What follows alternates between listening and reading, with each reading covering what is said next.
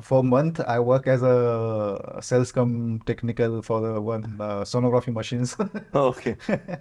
Then I quit that. I had quit a lot of things. I was not aware of the word cinematography at that point of a time. Log shoot karte camera se. That was the thing. Our country, mostly in India, where we make, thousands of films a year. Cinematography, I think the most important thing to learn is lighting. I want to get into films. I want to make films, but before I will start with cinematography because I was interested in photography. Are you a loser? Are you a freak? Do you need a lover? Don't talk to me. Don't talk to me. Don't bother me. Welcome to Real Strugglers, where we talk to filmmakers and actors about their struggles working in the chaotic world of films. Today we have Swapnil Shete and Priyankar Basu. Swapnil is a cinematographer and a writer and director. And Priyankar is a sound designer, mixer, and musician. So we're going to be talking to them about their journey so far. How did you guys figure out that you want to do films as a career? I'm from an engineering background. I did study mechanical engineering, and having a technical background, I always have this kind of inclination towards knowing, technical side of any craft or any creative aspect. So I was into music for some time. By the end of my engineering studies, I got into music with some, college band and stuff that we all know. Generally happens in the college life during the end, yeah. Yeah. So that's how I got indulged into the band and all. Start picking up a guitar, started playing it, and those kind of stuff started happening by the end of it. And then I did not find a correct direction that how to take it forward if I want to do it more creatively and being more passionate about it and also gaining knowledge about it, because by then it was just looking at a friend and wanted to do the same thing kind of stuff. But later on, I somehow got to know about this institute. Actually, my elder brother, he found out that there is a place where you can go and actually have a formal training about sound and music and how to take it to a next level if you want to do something with it seriously. And that's how I landed up in FTII Pune, and I cleared the examination. Then when I entered FTII, I got to know that it's just not about music. Sound is a vast field and music is just a part of it. But when did the film Kira start for you? Film, see, we all are film divana since our childhood. Yeah. We all watch films. Our country, mostly in India, where we make thousands of films a year. So everybody is a film fan. But that kind of viewer I was always. Okay. But then understanding the craft of it, the process behind making it and everything opened up more widely when I got into FTII. In my first year only, within a couple of months, I figured out this is something else. Okay. And we need to take it up more seriously if we really want to. Because that was also kind of attractive to me. And I got inclined towards it and took it up seriously. And from then on, it started, yeah. What about you, Swapnil? Even I am also engineer, but while engineering, when I completed engineering, I was sure that I am not very passionate about engineering. I decided that I will find something which I was interested in movies, but that point of a time, movies was a big thing. It's not like now it's very much democratized, but that point of a time, it was not very accessible for the people like us who are from middle class background. But I was very much interested in films and more of a parallel cinema I have seen, and realistic cinema which Ram Gopal Verma or other people, Anurag Kashyap was just coming that point of a time. I was very much interested in that kind of a cinema. The way you think about our life also, at the way you see at the people and the society around you. So that kind of a thing fascinated me, and I was wanted to tell the things in that fashion. So that attracted to me the films and the photography also. So I just then learn about the field cinematography. I was not aware of the word cinematography at that point of a time. Log shoot karte camera se. That was the thing to shoot a film. That means we shoot something with camera. But what is the cinematography? Then I got into knowing things by reading different articles on net and other things. And then I decided I want to get into films. I want to make films, but before I will start with cinematography because I was interested in photography. So from that point of view, I did a small diploma in from Digital Academy, motion picture photography, and I started working in the industry. Initially, I started like 2-3 months. I work on serials, TV serials, basically. Photography wise, also like it was kind of a plain thing for me. Not didn't have much dimensions into it, and that was not something I was looking for. I was passionate about. So I quit from there, and then I started. I got a chance to work with Doordarshan, DD Metro, and there I used to work as a camera person for their shows, basically in-house shows. But at that point of time, I started to know things about. I started watching cinema from the world. I started reading books about the cinema. Then at the same time, different authors. I got introduced to literature, which I wasn't initially. So that thing started building into me. My visual style came from the cinema I have seen all over the world. Means we have like parallel cinema here, which is realistic cinema, and then the Ram Gopal watching the scenario, and we have Satya, and then the realistic cinema started coming to India. But when I watch cinema from the world, I saw that there are different genres and different way the films are made.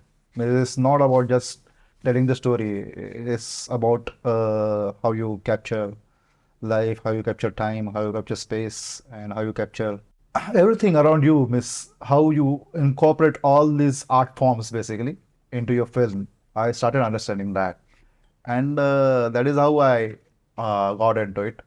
Unfortunately I wasn't into FTI, or I didn't get chance to assist also some directors or cinematographers that point of time. That was because it wasn't the time of OTT. Fortunately, I got chance to work on different documentaries and independent projects. I started doing editing also meanwhile. So that's how I learned from films which I was watching, the books I'm reading, and the experience which I'm getting on the sets or on fields basically.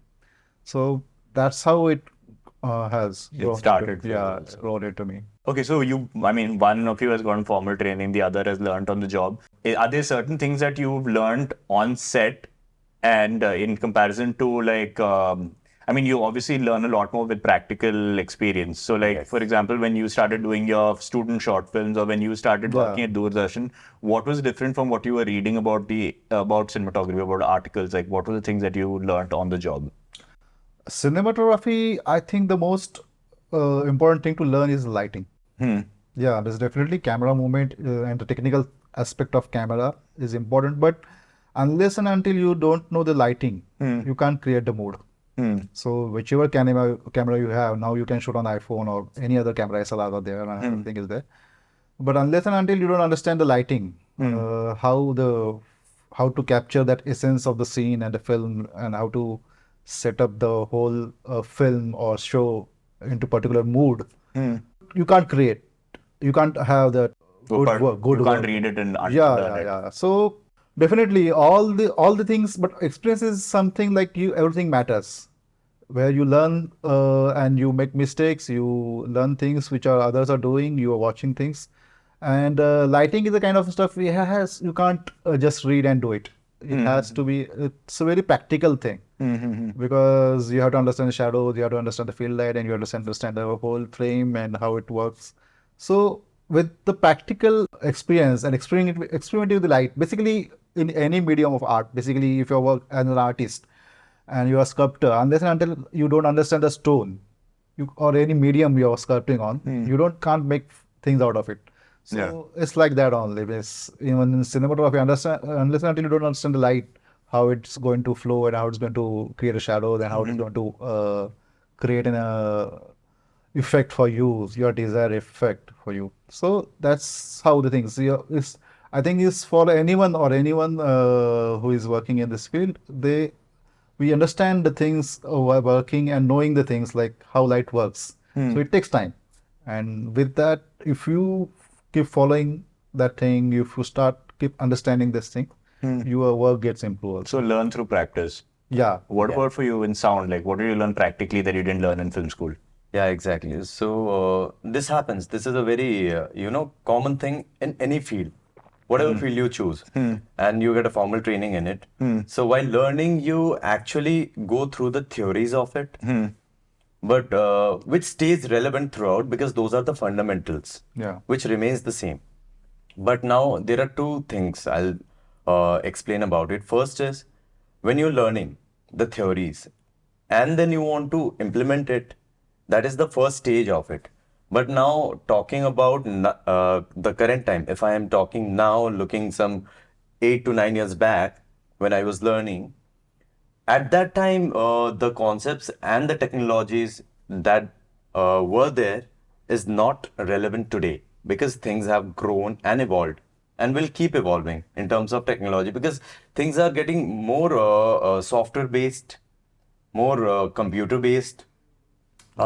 Previously, it was more on analog side of it. Now, getting more digitized. So you have to keep learning and growing. That's a constant process. It's never going to stop. But whatever we learn, the foundation and the fundamentals stays the same. You have to work around that concept only, keeping and tweaking the ideas here and there a little bit. So for me, the challenge was, and this is the technical part of it. Now coming to the non-technical part of it, what I learned on set that I did not learn during the studentship, that was, if you say about the practical challenges on set. Today it's raining in Bombay, and I have to shoot inside this room. And I come prepared with all my, it's a sunny day, let's say, and suddenly the weather changes. So it's something which is beyond your control, and the whole dynamics change because you get noise, from outside, the exterior noise. And let's say I go to a pub for shooting where there is a centralized AC system, and they just cannot shut the AC off for one particular space that we rented for shoot. These kind of scenarios were not there while we were studying. We actually, to be very honest, whenever anybody learns, they learn and practice it in a very ideal situation. Okay. Yeah. Most of the times. The challenging part comes on job. Okay. And that's how you try to deal with them. You learn to tackle them in a way, in a better way. And that's how you develop your own style and your own way of dealing with challenges also. Yeah. True. That's And- what happened for me, I mean. Okay. And also people management is a big part of like Yeah. what both of you Yeah. need to do. Working with the bigger teams, let's say, on a set in the institute back then, we used to, carry our own equipment. So I used to be my own attendant. I used to be my own boom man. Yeah. I used to set it up. After the shoot, you come back, you put all your batteries and stuff on charge, on your own. You have to do everything on your own. You just get one of your batchmate as an assistant, one or two. That too depends on their mood if they want to come. Yeah. If you share a good bond with them or some, because in a batch, there are different kind of people with different mindset. Sometimes you gel up with somebody and you don't. Yeah. Again, And another thing is like if when you're working in institute or a small project, you have time. Time in the sense like that liberty of time. that liberty of redoing things, that liberty of thinking and doing. Yeah, I mean that again was a process. I mean, what he's saying is correct, but then we had to put a letter, chitti likhni hai. You have to put, I fucked up with this. I want to reshoot again and stuff like that. We had a formal process, but then which is, not at all affordable and possible in a real scenario. You cannot write to a production house. I want to go back to the location. So it's a different ball game altogether, and it's a different patient. Yeah. Because if you have done something wrong, then your family will get fired and don't get chance again. There also it was little very as per the rules and guidelines, we had a workflow like you have let's say we shot a non-fiction that was a 15 to 20 minute. We had to shoot a documentary. So there the challenge is you have to go do your recce, go and shoot it like any other documentary in this world, but you have 2 days. For post-production, edit, you have 3 days, sound, you have 3 days. Those are the, standard workflow for everybody, irrespective of you come from what, where, doesn't matter. But if you goof up, you fuck up with something, you have to write and take a permission, you have to request, and then the authority will decide whether they want to give it or not. They will assess through the, mistakes. Is it fixable or not? Or is it that serious, which can't be dealt?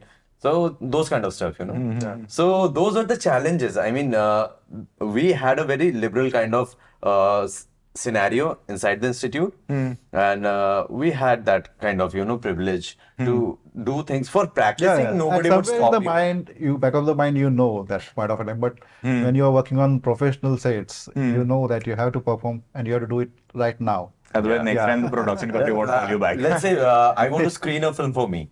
So we had like 4 to 5 theaters in the institute. Okay.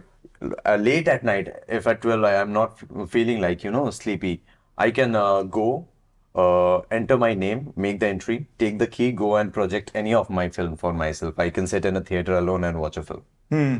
That kind of stuff we had, Yeah. And so we had a very that kind of liberty and privilege there. But coming outside, it's a more real life scenario and Yeah. challenges. So you have to face that practicality and develop your way, work out around it, Yeah. That is very more, I think, something which you learn at the job. Those things are not, taught at the institute, and it doesn't stay relevant at all. You have to be good, I mean, and you have to be good in specific time. Yeah. Professional world. Absolutely. Yeah, I mean, yeah. It's like there is a time, and you have to be good, no doubt. The people won't hire you if you're not good. commitment. Yeah. Commitment of time. And you have to be good in that particular time only. With that, Yes, yes. If you have certain time, you have to do. I mean, if you have a ADR booking for the artist for dubbing, Yeah. the artist will come in a given time. You have to reach even 1 hour before that to set it up, to watch the footage, to put your markers and stuff in.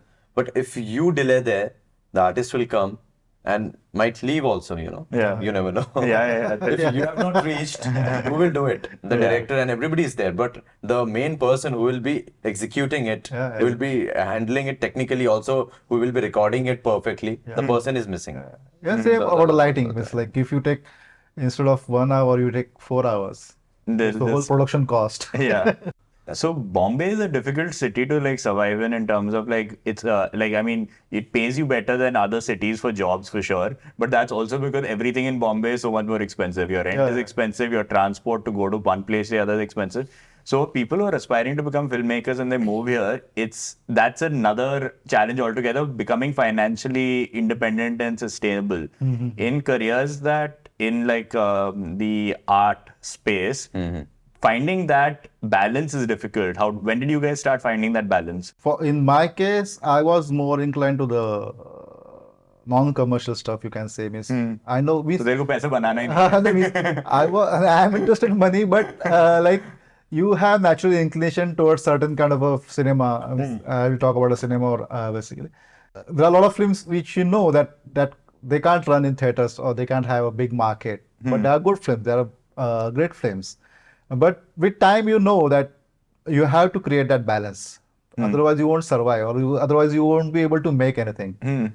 So that survival teaches you to accommodate or to learn things which are in the surrounding. Yeah. So from there you understand that you start working on different genres with different things. Like you start working on corporate films. You work on which are the TV shows or multi-camera shoots, from where you can start making money and you can pay your rent basically. And at the same time, cinema is like you have 1,000 different approaches. If you see Bollywood, director can make a film every year, and if they are doing good on the business terms, then definitely you get chance to make films regularly.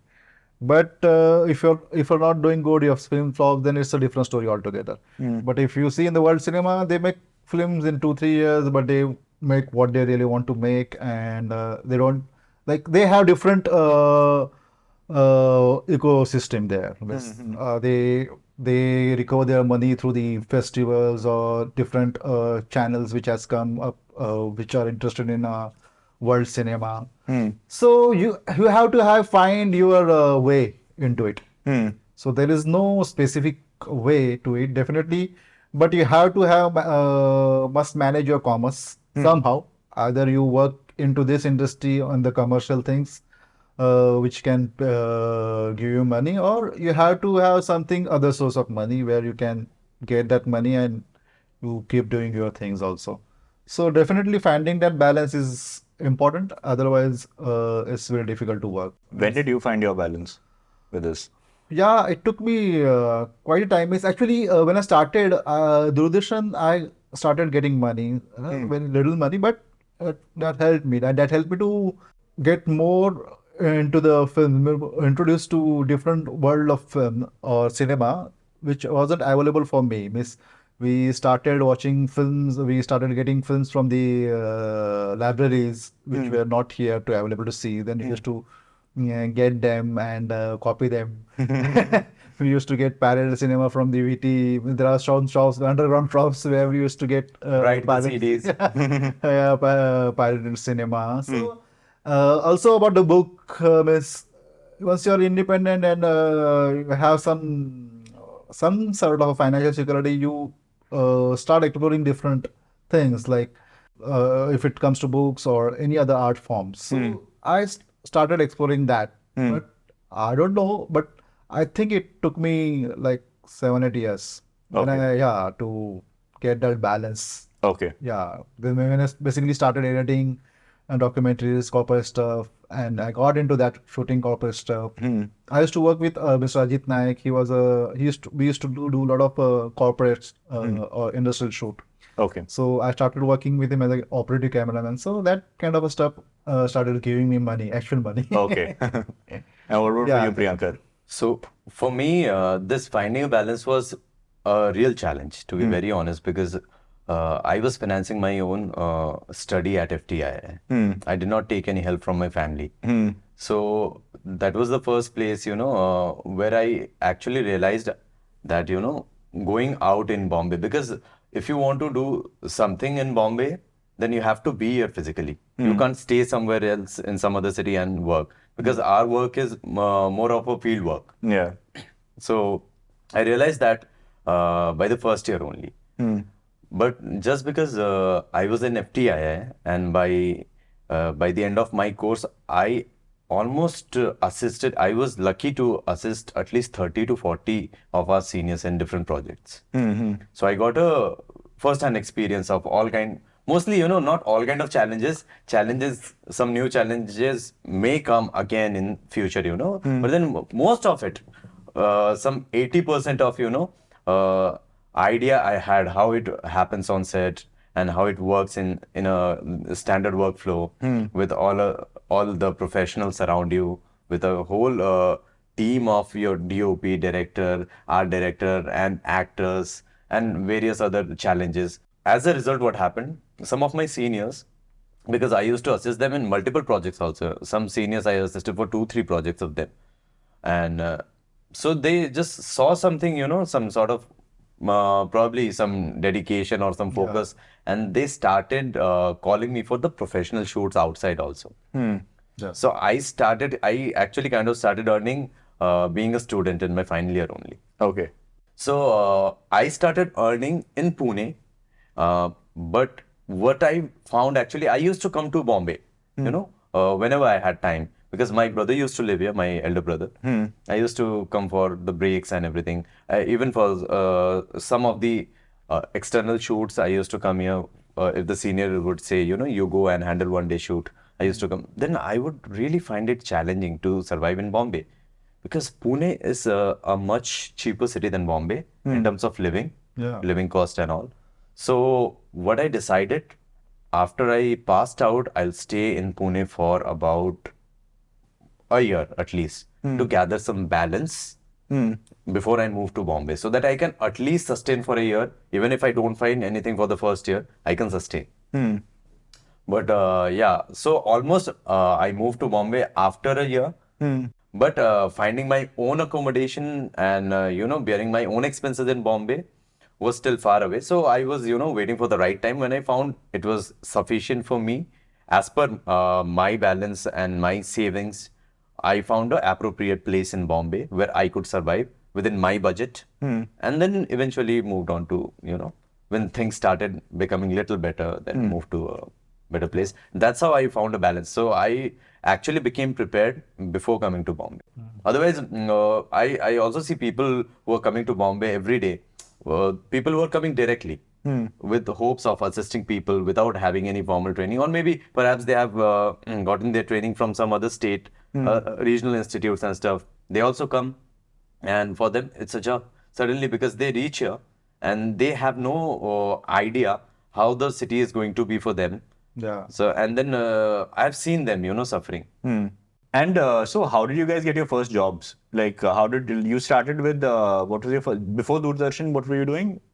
I wasn't. Means I just passed out engineer pass out. I work as a for a month. I work as a sales cum technical for the one sonography machines. Okay. Then I quit that. I quit a lot of things. So and then I got into this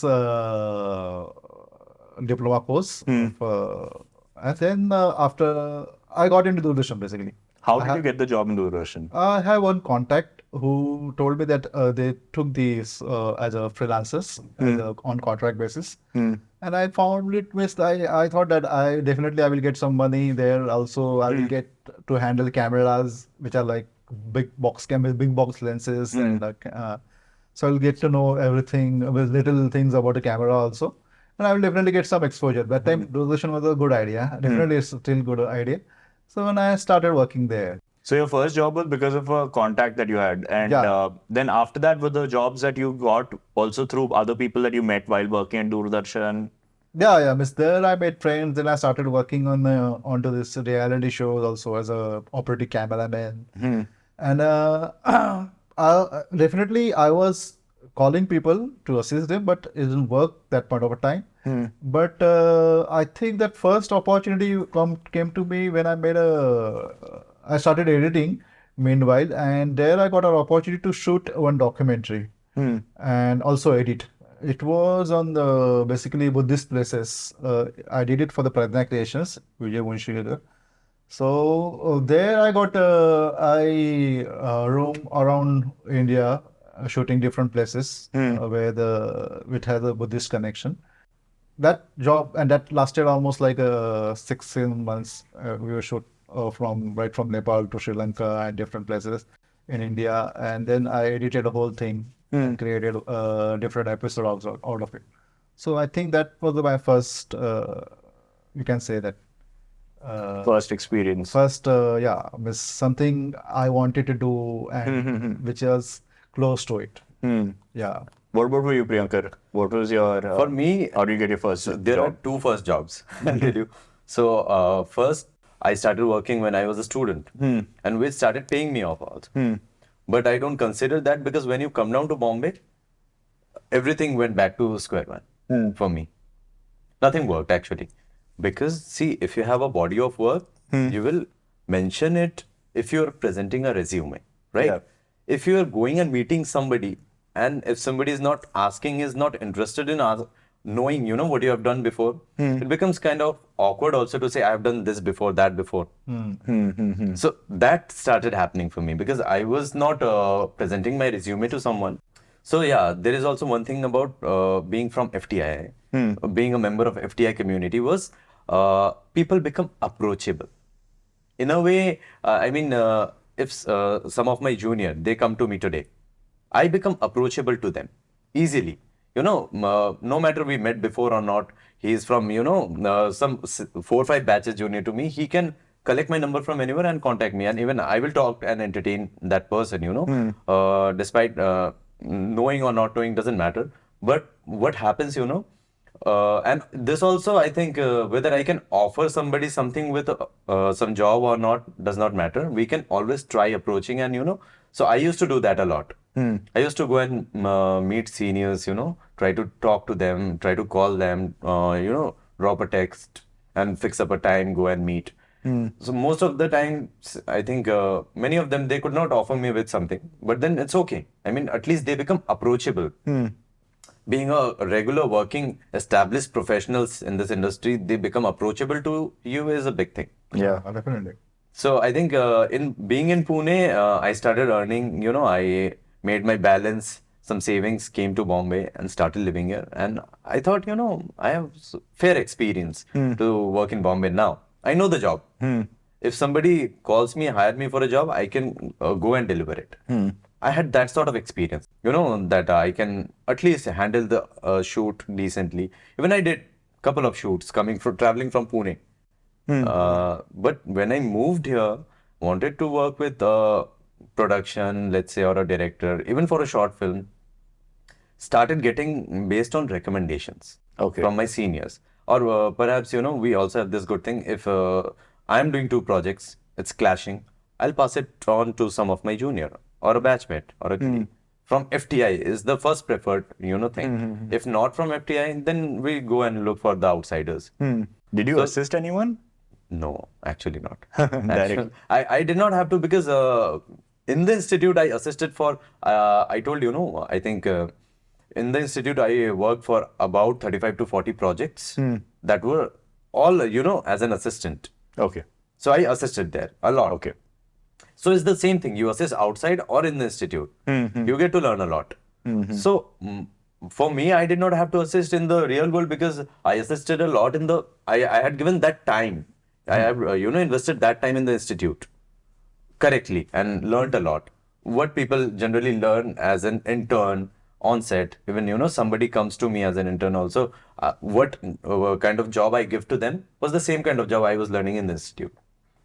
So that was, I think, one of the part. But then I think my first, if you ask, first ever in life was a MRF tire shoot that I got in Pune, which paid me off. Though it a very little amount of fee, but that was the first. So it was a big thing for me. Okay. When you guys are looking back at the choices you made, would you do anything differently in your approach of how you started your journeys? Different approach as in, see, the approach changes with the current situation. Like No, but if you were in the same situation at the same time, do you wish you did something else at that Yeah, time? for me, definitely. For me, I would have definitely tried more to be with someone who is established, because things get fast. You start learning things fast. And also, it's a great networking Yeah, opportunity. great network opportunity, Yes. which you don't get if you're working independently. So in a way, I always feel that. Even I think that I should have gone to FTI also sometimes. Yeah, because as a cinematographer, you get a lot of exposure to technology and the technical things, how to handle the things, and you get a lot of things. This as Priyankar said, that you get a lot to explain in the institute itself. You have that kind of a stuff going around there. So definitely, I think certain that way sometimes. That you would have. Yeah, but definitely, on other side, I think that my journey is being different, and so you have think or process the things in different way also. Means you get used to because what you process, how you process things, it depends on how we are lived so far. So that already that comes into you automatically because so in a way I think that that's going to affect my films which I'm going to direct, and it will have some independent style to it because I wasn't there, and I didn't get chance to be there in a way. So this is what I feel. That time will tell definitely how different my films will be compared to them, but that I get that kind of film sense basically, and definitely there are filmmakers in the world basically who are directors who Have zero formal training. Zero formal, Yeah. and they have created great cinema. Amazing. Like one of my favorite is Werner Herzog. Now he runs the institute, but he's a altogether different category. Yeah. You have to be like he asked you to write an essay, and in that you have to have like walking experience of 50,000 of something. I don't know. Yeah. I know what you mean. Some 1,000 kilometers you must have walked alone, and you have to write that experience, that what you experience on that journey. So definitely in the world now there have been, so he has worked from the 70s, 60s, but yeah, means there is The teaching style is teaching changed. style is different, and Yeah, you don't know. Means even Satyajit Ray wasn't from the institute, but anytime you watch his Patir Panchali or any Apu trial, Yeah, he shot Pathar Panchali in the weekends weekends, for 2 years. Now people teach his films and his style in institutes. Correct. What about for you? Yeah, for me, I wish I could have given more time in learning analog gear, analog technology, because it was more challenging, way more challenging than in terms of handling it. It was way more challenging. You had, limited number of stuff, let's say limited number of tracks. less, chances of retakes and stuff.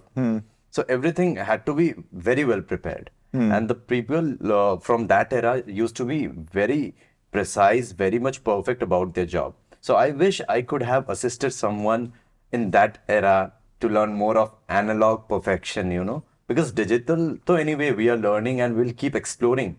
Yeah. It will keep on evolving. From now on, it will boom like anything going ahead. Yeah. And now AI has come into picture. That will also, in a way, it's people are trying to implement into the sound post-production. I just technology used and it for stuff. sound the other day. So you know it, right? Yeah. It's not that foolproof for now, but then things will change later. Yeah, that's pretty good. I basically imported my audio from one of my podcasts onto it. Adobe has a podcasting enhancer for audio. So That's it's free. AI based. It's AI based. You get 3 hours per day to upload. Yeah. So I uploaded my clip and the levels were, I didn't adjust any levels, nothing. It sounded flawless. So there are other websites like eMastered is a new website. It's an international.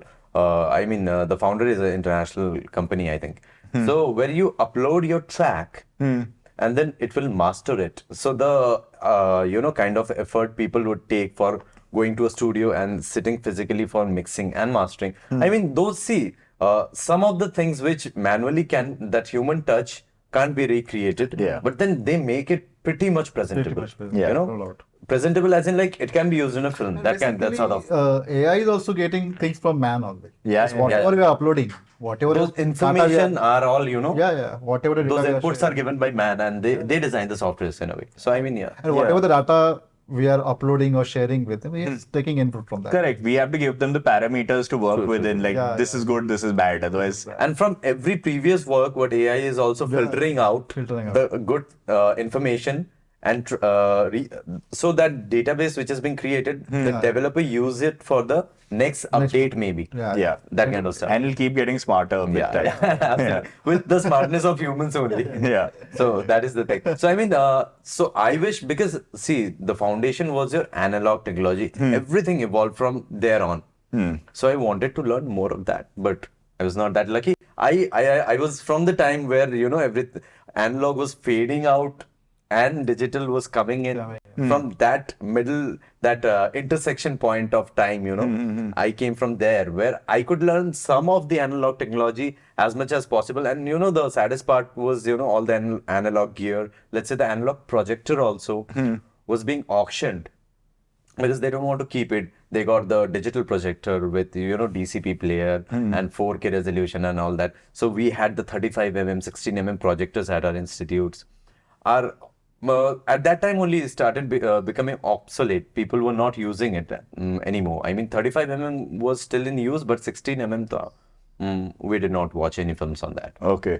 Oh, wow. So I wanted to learn more of those technologies. I regret that, yeah.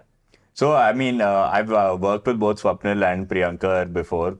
Swapnil and I have collaborated on a web series pilot called Pali Struggler, and also we've done a corporate film together. Yeah. Priyankar and I have worked together on City of Dreams season 1. First web series of Applause. Yeah, for Applause was first web series. Or I think Office. They did both around the same time. This is Criminal Justice, Hostages, and City of Dreams. So the first 3 Applause series. Yeah, so we worked together on that. Priyankar was the sound recordist, mixer, designer on the project, So, I mean, both of them are extremely talented. Swapnil's won an award for Best Cinematography at Shanghai Film Festival. Shanghai, I was nominated and I won at Dhaka. Dhaka, he won at. Nice.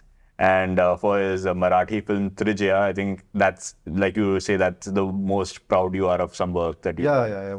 And other than like this, my short film Bottom Line, this that got selected for the IID SFFK, that is International Documentary Short Film Festival, Kerala.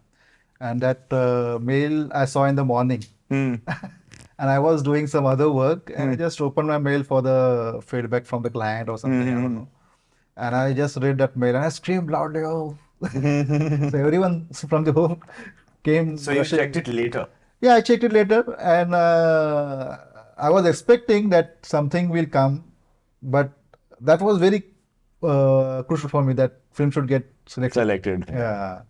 and I saw that message. That was. But I believe reaching that bigger platforms also is some achievement, getting Yeah. shortlisted and, your film is being Yeah. screened, there is a big thing. Yeah. And in competition sections. Yeah. Like, so one of the best festival in India. The film is going to be there. So that was When like- is the festival? It happened like last year. You went for it? Yeah, I went for it. How was it? Fantastic experiences. Miss, after Shanghai, it was as good as Shanghai experience, and for me, it was little better also because I was that was my film as a director. Yeah. I had a kind of treatment and kind of atmosphere that Miss Kerala had for films is wonderful. Kind of audience because it's a short film and documentary festival only. Okay. But there are a lot of crowd, lot of young people, and they're all interested in cinema. So it's not very common thing in India, I will say. Yeah. So I haven't seen that kind of stuff in other states, but Kerala, that was Thiruvananthapuram, was fantastic experience, and the screening and the kind of arrangements treatment, that yeah. are like international. Yeah. So that was a fantastic experience. What about for you? What was that one moment in your career where you were like super proud of the work you've done? So I think I shot a film with Prakash Jha Production in 2018, and the film was premiered at Panorama section of IFFI 2019. So I felt a little proud about that. Yeah. So that's been your Proud moment, yeah. Yeah. And also another film of mine which is now on Prime. Which film? That was called Pariksha. Pariksha. Okay. Pariksha. Later on, it released on Z5. It's on Z5 right now. And I did another film which was kind of more of a festival film, you can say, art film. But later on, they released it on Amazon Prime. 22 last year they released it. Before that, it stayed in festival for 1 to 2 years. Okay. And it went to various national, international. So coming your films, when they come on any OTT platform, that's also a different feeling. Yeah. Absolutely. Trijya and Udaharnarth Nemade, two films are on movie now. Okay. Oh, they're a movie. Yeah, they're on movie now. Okay. It's a different feeling because I get calls sometimes for the people for my cinematography work. So it's definitely as a proud as well as you feel like okay, you are rightly invested. And also, what happens for me, whenever I went to the theater for watching any of my work, I sit in a corner. I choose a corner seat just to see the experience of everyone also, and also to see, how it's looking, how it's sounding. And when you see your name coming on the screen, Yeah. and then you cannot express the kind of happiness you want to express, and it feels, okay, have I done this? Or, you're in that kind of space. Yeah. Okay, yeah, I did as a part of my job, but then, doesn't feel great that way, but everybody's enjoying is a good feeling. Yeah. No, I remember the first time my name came on the screen for assistant director. I made 20 of my friends go for that movie. I was like, you come. You booked the ticket for that? I booked the tickets. I didn't pay for them. But I was like, we'll all go, we'll watch the movie, and you can leave after the opening titles. Just come and watch my movie. See my name on the screen. Yeah, even when I screened my third bottom line at Kerala, so that was like the theater was quite full, and that time I really experienced that how people are looking, how people are expressing your film, what you like. So that was again a different experience for me. And then they have a Q&A session, so they ask a lot of questions. So you start understanding how people are perceiving Your film, yeah. your film. Yeah. And many times they discover something which even you haven't think of. Yeah, But yeah. it's very much related and it's very much there. Yeah. So Abbas Kiarostami has said, Miss Iranian filmmaker, many times a layman tell you more about the film than the than the professional one, because they have No notions in their yeah, mind. even if you see his close-up. Close up, yeah? Yeah, Absolutely. So based on true story, and you understand that how cinema is and how cinema can be, what cinema can be. No, but I agree with that because I was screening Pali Hill Struggler for the actors at some studio in Bombay. And the guy who was doing the projection was the only, like, he gave me the biggest compliment. He was like, sir, ye bahut chalega, sir. And then I was like, ab to banana hi padega. Exactly. No, actually, I have shown it to my friends also, that episode we cut. But people find it very exciting. Yeah. And they want to see further what happens next. Yeah. But and they're like, why it's not happening yet? The raw stuff going on OTT, but why your show is not happening? Why not taking it forward? Well, we are talking to producers and Life happens. life happens. But I've only been to one festival, and that's because of Swapnil also. Our film, we didn't work on the same film, but both of us had sent our films to the Cannes Short Film Corner, which is not a festival, it's a marketplace. Marketplace, yeah. Yeah, so where you can kind of show your Pitch and- short film, and you may get someone to buy it. Yeah. So my actors wanted to come too. So Swapnil and Nikhilesh, who is a friend of his, made the film together. They weren't going. Yeah. So Ranjit introduced me to Swapnil. Ranjit's a director, and I asked Swapnil if I can take his 2 passes. Yeah. Swapnil gave me the passes, so I went there, and we all were so excited because our first film festival, we were 23, 22 years old. And we booked a screening for that, and then we went around the whole festival giving out tickets for the screening, hoping someone will come for our screening. I got a 20-seater, 30-seater screen. I think out of the 30 seats, I filled 8 seats. Big deal. 8 seats. Not bad. That were That is Cannes. Not bad, actually. Yeah. In Cannes, it's definitely good. Good figure. And these 8 seats, the people I didn't know. The other seats that were full were my cast, me, and 2 of my film school people who were there for their films. Apart from the 8 seats. Apart from the 8 seats. Yeah. So then one Nigerian man walks out, and then he was like, heart-wrenching film. And then he shakes my hand and he walks out. Yeah. And the others just looked and were talking, and this is I was trying to overhear what they're saying. What are you talking about my film? I got so disappointed. Then I got into another 2 festivals. I got into the Russian International Festival, and I got into the Asian American Film Festival. Yeah. So Russian Film Festival, I thought I wouldn't go because I was like, same thing will happen as Cannes and all that. My film became a semi-finalist over there. Okay, yeah. Which film? Punjab. Punjab. It became a semi-finalist over there, and I was shocked. I was like, oh, okay, I should have maybe gone for this one. Yeah. Then right after that, I got a call from, not a call, email from American Asian Film Festival, New York. They said, we want to do a screening of your film because after official selection, they don't necessarily give you a screening, right? Okay. So they said they were doing a section on dark subject matters, and they want to put my film in that. So it was a part of a 2-hour anthology. Okay. So then they said, will you be able to come to New York? We'll sponsor your ticket. Oh. And we'll put you up. Even I think your Punjab is quite different to your other films. Yeah. And sometimes I wonder also, it's how you reach that subject. And what I've gone to now. Now it's very... Definitely it's a journey, but I like that space. So you can explore that again. I could have done a much better job. I didn't take time out to plan certain scenes well. So I think, I'm sure this happens with you guys also. When you're shooting a scene, you see it in a certain way. I storyboard roughly, what I want to do. I draw it out badly and I do it.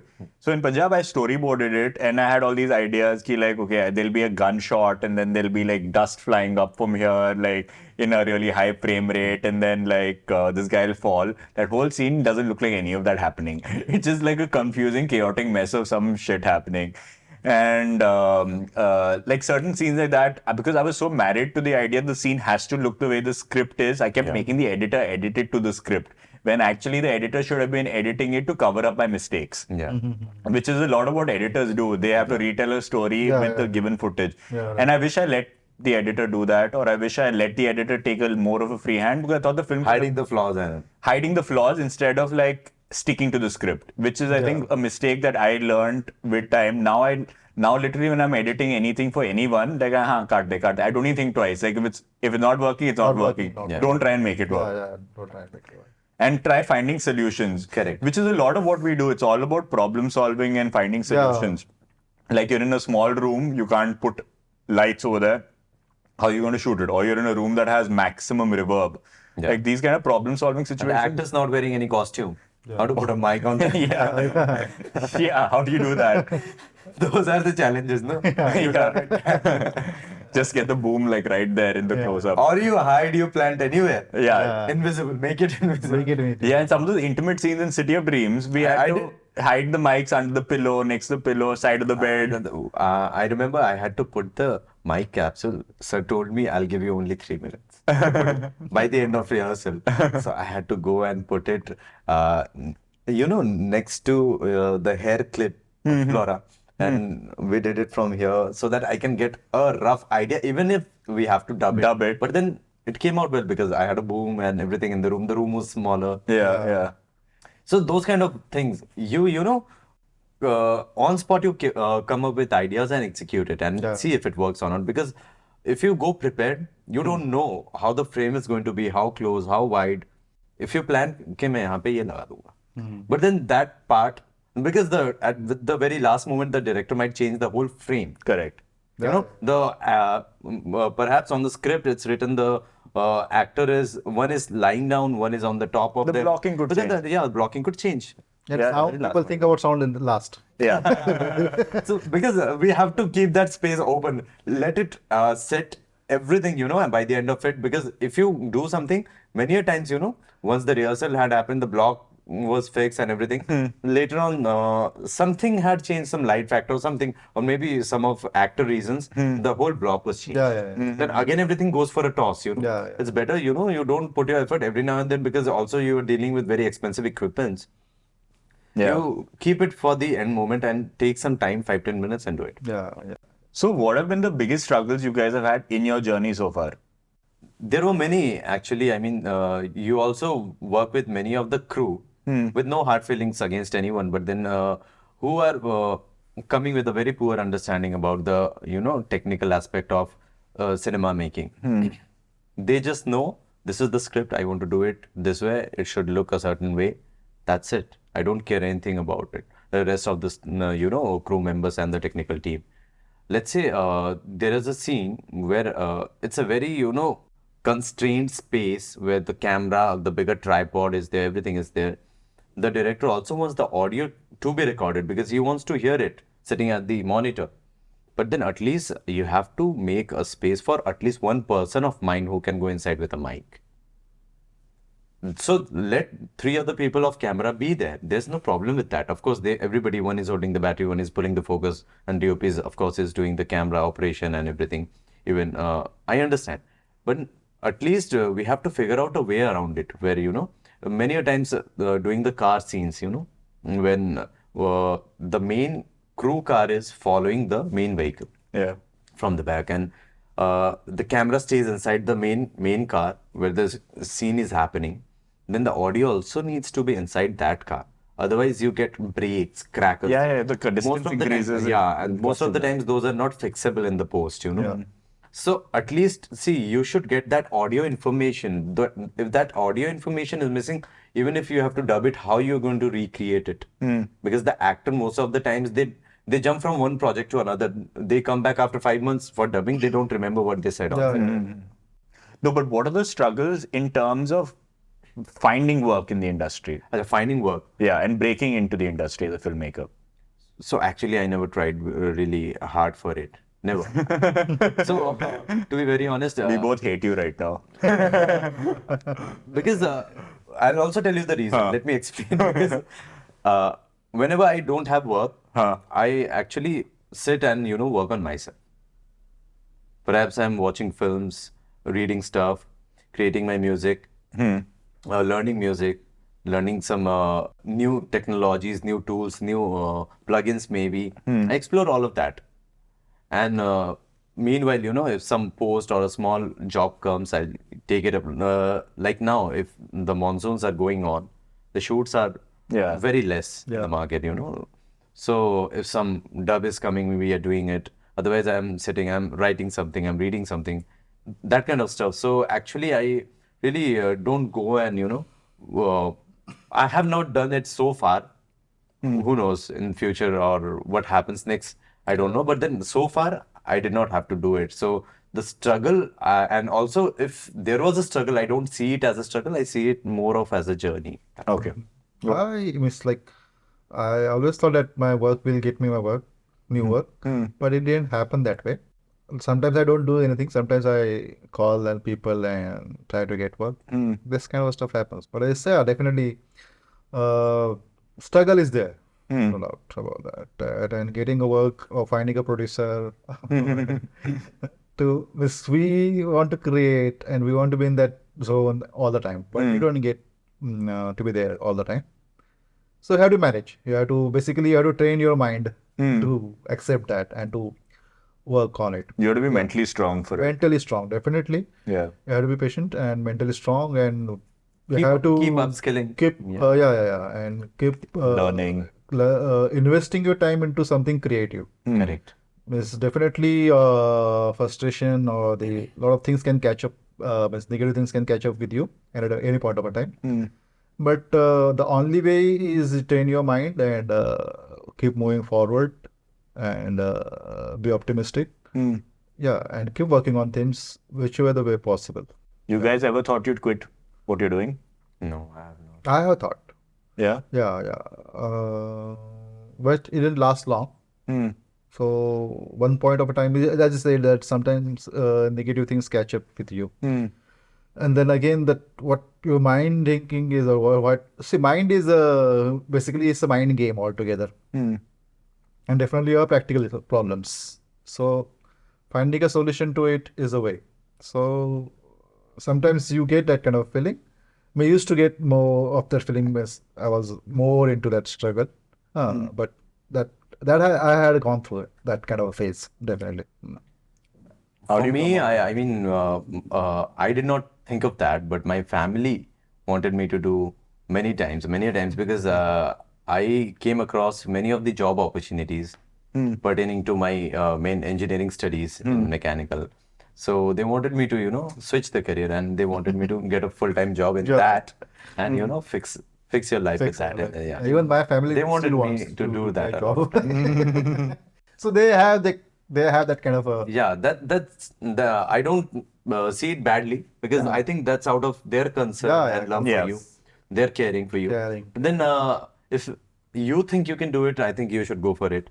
Yeah. With whole of your dedication and full focus and invest yourself completely into it. That's it. So I think my family wanted me, but I did not. there is like someone has said, I don't remember, but when you want to achieve something, you have to be focused and consistent. And you have to have your goals also. Otherwise, just having a dream won't work. Yeah. It will end up being frustrated. Yeah. Unless and until you are really working on it and you're consistent about it. Yeah. So it's a hard work, and definitely you have to keep doing it. But you have to keep improving. You have to overcome your Fears and a lot, and basically the things you should have. You have to learn things. adding. You have to add yourself content, and you have to do it consistently. It's a lifetime process. I don't think it's like a 1 year process or 2 year process. Yeah, you're learning for life. It's a lifetime process. Never You ending. keep doing Yeah. your life. You all must have realized that I think whenever you think I'm, almost completing learning this particular thing, something new comes up again. Yeah. Because you never finish learning anything. Something or the other keep evolving. Yeah. New things are coming up every day, Any technological stuff also. Technology is like there are a lot of stuff happening technologically. So we're done for this episode, and thank you guys for watching. Follow Swapnil and Priyankar on social media, and if you want jobs, contact them. Thank you so much. And if you also to give jobs, also contact us. Yeah, if you want to give jobs, also please contact them. Anytime. So like, share, subscribe, and see you again next week. Yeah, thanks, Karan.